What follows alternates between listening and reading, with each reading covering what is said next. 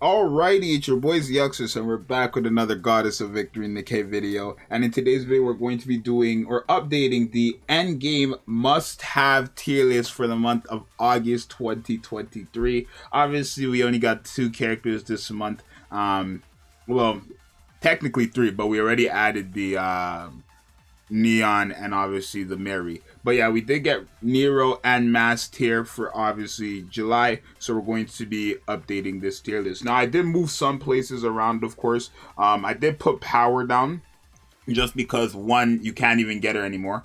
So realistically I should just always like could have tank, right? But there's just much better options, right? And I think I did move somebody else. I'm not sure. I had to redo it because my PC reset, so I had to replace them. So I don't remember who I moved and whatnot, really. I just know I moved power. That's really it, I think. But yeah, obviously, this is a tier list where it's based off endgame, so there's going to be characters that might be questionable for some people, like Sakura and Ludmilla. We made the conclusion, 2 months ago, that we're going to accept them in the must-have support, must-have tank just for the train, right? Obviously, you guys leave your comments in the comment section, and then what I do is I read them, and then we update them later, right? And I ask the question, and a lot of you guys want or think it's fine that they should be in must-have support, must-have tank. So let's start. So obviously, we're going to start off with Nero. She's the brand new character, or at least the newer character for Nikke, right? At least the latest, not the latest one, but for July, right? So Nero was a character who's quite useful. I do think Nero is quite good. She's a defender, a taunt character. She's quite good, right? There's just a bit stuff holding her back, so let's really talk about it.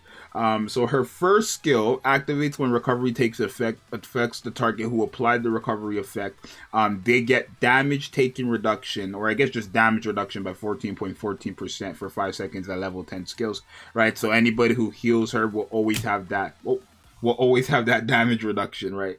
And then when she gets healed, she will actually stack damage reduction by 8.43%, and that stacks up to 5 times and lasts for 5 seconds. So the only downside about this is that there's only 2 characters that work with. Well, there's really only one, right? There's 2 other characters who do work with her, but they're kind of like restricted again. But Rapunzel is the only character who actually works with this character efficiently, at least for the stacking part, right? The other 2 characters that work with her is Pepper, if you are manually using Pepper, and only if Nero has very low HP, because she can only heal up to 1 person, where Rapunzel heals up to 3 people. And then Mary, the original Mary, if you have Privity on the team, she can actually get this done as well. And I think Idol Ocean or something. I think it's Idol Ocean as well, right? But nobody's using Idol Ocean, so it's a very good skill. It's just the very bad downside that you know you can't use her with any healer. It's really just Rapunzel, right? So yeah, her second skill, obviously, there's a 30% chance to activate when attacked, but damage taken to that enemy is increased by 8.26% for 5 seconds. Quite useful. And then there's a 30% chance to activate when you're in the Grumpy Cat status to deal 158% of final attack as damage to the target that hits her, right? So yeah. And then also activates when entering battle effects off. She just guaranteed increases her max HP by 60%, which is ridiculous. I mean, that's pretty good for a taunt character, right? A tank defender who has damage reduction. So right now she has damage reduction and damage reduction of 40% and increasing her max HP by 60%. It's quite nasty. And then her burst skill is a 20-second cooldown. A burst skill that actually taunts all enemies for 15 seconds when when Cat Repayment is fully stacked. She increases the HP potency, which is healing received by 60% for 15 seconds, and then she does deal 1,104.91% of final attack as damage. But she's a defender, so it's not really gonna do much damage. But yeah, like if you're reading this character's kit off paper, there's no question she is one of the best defenders, one of the best tanks in the game, right? There's no question if you're just reading it off paper. The only problem is when you actually use her, you're gonna find out that her whole thing really revolves around her getting healed and this, like, her kind of being fully stacked. But the problem is there's only one character that fully stacks with her. So honestly, I'm going to have to put her in the could have tank, only because I can't say she's a must-have tank when you have to have another character with her, right? You have to have Rapunzel essentially with her, so I can't say she's a must-have tank. But her kit, on paper, it is definitely a must-have tank.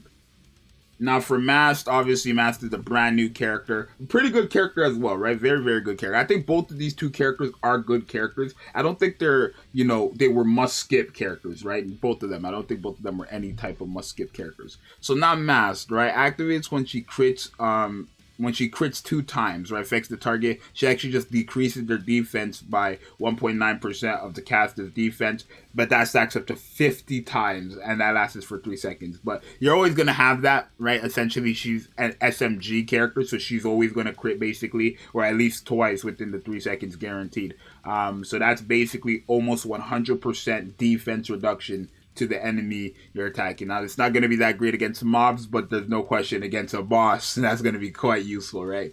And then activates when her HP falls below 70%. Herself and 2 allies with the highest attack actually get their crit damage increased by 50.94% the entire time when her HP is above 70%. Now, that seems bad because she has to be below 70%, but we're going to talk about it when we get to her burst skill. When you enter the battle, herself and 2 allies with the highest attack get crit rate by 23.56% for the first 30 seconds, right? Now, this is a very good skill. I just wish it was longer than 30 seconds because you could quite see that 30 seconds goes by quick, especially when matches are, 2 minutes and 30 seconds, right? It goes by quick. That's 2 minutes, basically, you're running without that buff, so the second skill, I don't like skills like that because then after the first 30 seconds, you just lose it completely, right? Characters who can only activate it once or it only lasts for 30 seconds out of 2 minutes and 30 seconds is quite cringe to me. But it's a very good skill, right? That crit rate is quite big, so there's that. And then her burst skill affects herself and 2 allies with the highest attack. She actually increases their max HP by 60.34% of her max HP without restoring HP. And because she does that, she actually just guaranteed gives you that 70% on the, or she at least activates this part on her first skill, right? Where she falls below 70% because her max HP is getting increased, but she's not healing it, right? Usually when your max HP gets increased, you heal with it. She's the only character in the game that doesn't allow you to heal with it, which is very good for obviously her first skill and characters like Guillotine, right? And even Scarlet, right? It's quite good for a lot of those characters, right? So there's that. On top of that, she also does increase the crit damage even more by an additional 25.9%, 19% for 7 seconds. Quite good. Then she does Storm, right? At least this affects the character or the enemy with Sea Breeze, which is the debuff. Just deals 4.52% of final attack as damage. Nothing really too major, but this part is pretty good.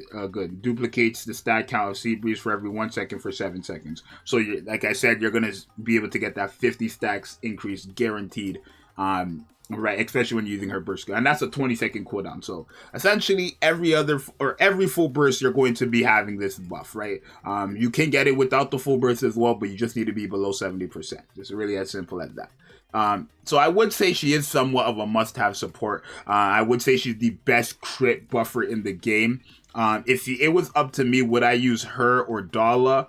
It really depends, right? Because if I'm using Modernia, I probably would use her just because Modernia also stacks crit damage and crits like crazy. So to give her more crit damage is insane. But obviously an attack buff is just better than crit damage buff. But I would say she's definitely a must-have support. Obviously, I think her banner is still out right now, so when this video comes out, don't feel like you have to summon. Remember, when I say must-haves, I don't mean like when their banner comes around you need to have, like, you have to summon on them, but when you get to endgame, these are the characters you kind of just want to have for your account, right? There's no question, right? So yeah, that's going to be the updated tier list for, I guess, August 2023, since we're not going to get the next character until August 3rd. I might as well put it out at like the end of July. But yeah, you guys let me know what you think. Let me know, like I said before, in the comments what characters you would move around. And if that comment gets a lot of upvote, then we'll move it around in the next updated tier list. So for now, it's your boy Zxous. Subscribe and like. I'll see you guys next one. I'm out. Peace.